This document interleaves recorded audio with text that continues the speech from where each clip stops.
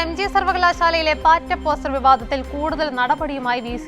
National കോൺഫറൻസിന് അനുവദിച്ച fund തിരിച്ചടയ്ക്കണമെന്ന ഉത്തരവിന് പുറമെ സർവകലാശാലയുടെ മറ്റ് സൗകര്യങ്ങളും ഉപയോഗപ്പെടുത്താൻ പാടില്ലെന്നും നിർദ്ദേശം.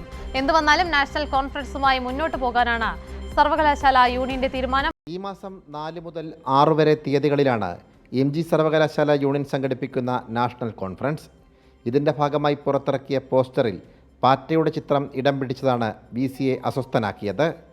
ഇതോടെ സർവകലാശാല യൂണിയനോട് വിശദീകരണം തേടി. പിന്നാലെ ബോർഡുകൾ അടിയന്തരമായി നീക്കണമെന്ന് VC ഉത്തരവിട്ടു. എന്നാൽ കൂടുതൽ ബോർഡുകൾ സ്ഥാപിച്ചായിരുന്നു യൂണിയൻ ഇതിനുള്ള മറുപടി നൽകിയത്. ഇതേ തുടർന്ന് കോൺഫറൻസിന് അനുവദിച്ച തുക തിരിച്ചടയ്ക്കണമെന്നും ഉത്തരവിട്ടു. ഇവിടെയും തീർന്നില്ല VCയുടെ പ്രതികാര നടപടി. കോൺഫറൻസിനായി സർവകലാശാല വാഹനവും ഗസ്റ്റ് ഹൗസും ഉപയോഗിക്കാൻ പാടില്ലെന്നാണ് പുതിയ നിർദ്ദേശം. നാഷണൽ കോൺഫറൻസ് തുടങ്ങുക. ഇപ്പോൾ എത്തി നിൽക്കുമ്പോൾ നമ്മൾ മുഴുവൻ ആളുകൾക്കുള്ള ഫ്ലൈറ്റ് ടിക്കറ്റും ട്രെയിൻ ടിക്കറ്റും ഉൾപ്പെടെ എല്ലാ കാര്യങ്ങളും ഒരുക്കി ഈ കോൺഫറൻസിനൊക്കെ ബാഗും പുസ്തകങ്ങളും കുട്ടികൾക്കുള്ള ഫുഡിനുള്ള അഡ്വാൻസും എല്ലാം കൊടുത്തിരിക്കുക.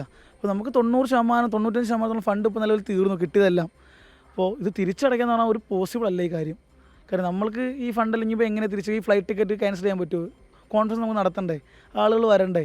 ഡൽഹിയിൽ നിന്നും ഹൈദരാബാദിൽ നിന്നും എല്ലാ സെൻട്രൽ യൂണിവേഴ്സിറ്റിയിൽ നിന്നും ആളുകൾ വരിക പങ്കെടുക്കാനും കീനോട്ട് അവതരിപ്പിക്കാനെല്ലാം. ഒരു 120-ൽ പരം ആളുകൾ പേപ്പർ പ്രസൻറ്റ് ചെയ്യുന്നുണ്ട്. അപ്പോൾ ഇവർക്കുള്ള സൗകര്യങ്ങൾ ഒരുക്കണം. ഇപ്പോൾ നിലവിൽ നമുക്ക് അറിഞ്ഞേക്കുന്നത് യൂണിവേഴ്സിറ്റി യൂണിയന് വേണ്ടിയിട്ട് സർവകലാശാലയുടെ വണ്ടിയോ അതിൻ്റെ കൂടെ ഗസ്റ്റ് ഹൗസ് ഒന്നും വിട്ടു നൽകില്ല എന്നാണ്.